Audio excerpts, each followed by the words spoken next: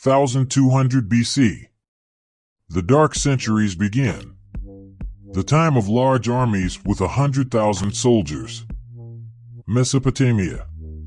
The Elam was organized federally. At the head was a chief king, who had several vassal princes. The deputy of the High King was his next younger brother. The Prince of Susa was the son of the High King. If the overlord died, his son was not the successor, but rather the viceroy, and the next younger brother took his place. This means that disputes within the ruling families can hardly be avoided. The viceroy often overthrew his older brother and thus gained control. Elam reached the peak of this development of power under the Shutrusid dynasty in the 12th century BC. Shutruk-Nahunti conquered hundreds of Babylonian towns, including Babylon itself and Sippar, and imposed a massive tribute of 120 talents of gold and 480 shekels of silver on the conquered. The famous law stele of Hammurabi, the Code of Hammurabi, a huge stone engraved with mythical symbols, went to the Elamite king's collection in the capital Susa. The Kassite dynasty, which had previously lasted 576 years, was founded in 1155 BC, shattered by the conquest of Babylon by the Elamites. After the defeat, heavy tributes were imposed on the Babylonians. The famous law stele of Hammurabi, the Code of Hammurabi, went to the Elamite capital Susa. The most painful loss for the Babylonians, however, was the holy city god statue of Marduk, which was also carried off to Susa. This may have been the reason why, decades later, Nebuchadnezzar launched his campaign against the kingdom of Elam, east of Babylon.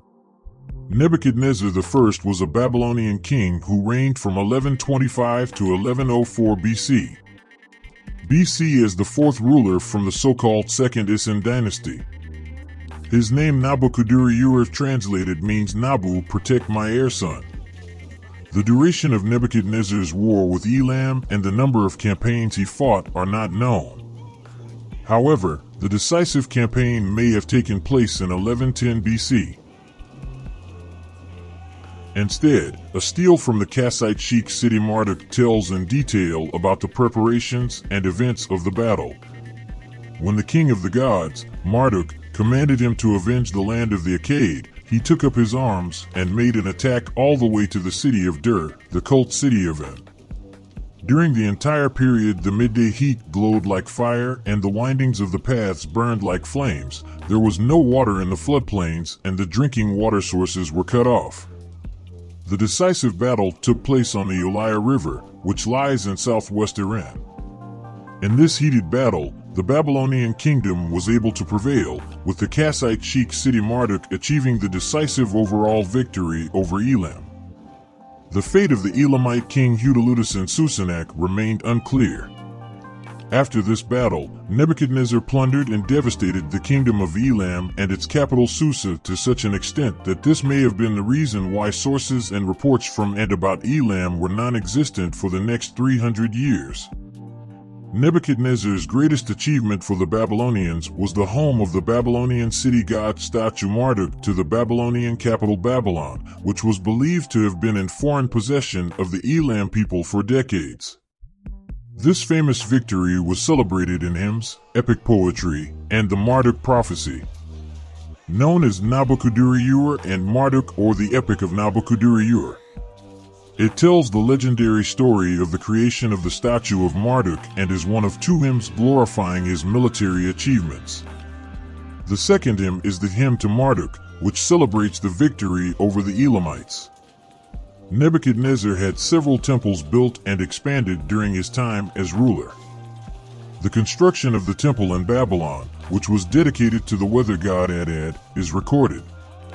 There were also armed conflicts with the Assyrian Empire, located north of Babylon. End of the 12th century BC. In the 4th century BC, the Assyrian Empire under Tukulti-Pileser I was able to expand its sphere of influence to the Persian Gulf, where he was also able to conquer Babylon. However, Nebuchadnezzar was able to regain Babylonia's independence a short time later. The city of Assur was located at a crossing of the Tigris on the trade routes between Babylonia and Anatolia, Elam, and the Zagros Mountains. Without the defensive ability of its population, Assur would have become easy prey for West Semitic invaders. Horses for equipping the chariots were obtained from the Zagros and perhaps also from the Iranian highlands. The importation of horses was subject to customs duties. It is generally believed that the Assyrians adopted chariots and horse training from the Mitanni. However, texts on horse breeding and training have also come down to us since mediocre times.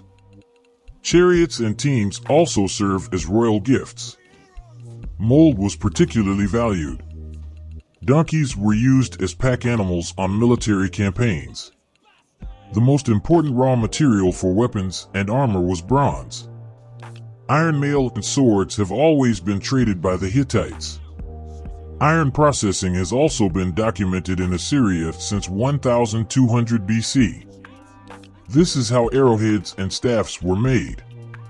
The local princes not only secured the city against invaders, but also assumed the role previously established by the king of Ur as protectors of their merchants and trading colonies.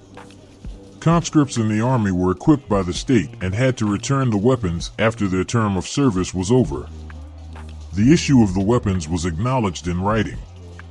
In one text, the issue of a lance, Omu, to a conscientious Iliamuri is acknowledged. After the army, Urdu, returns, he is to return the lance and his tablet will be broken as a sign of the debt paid.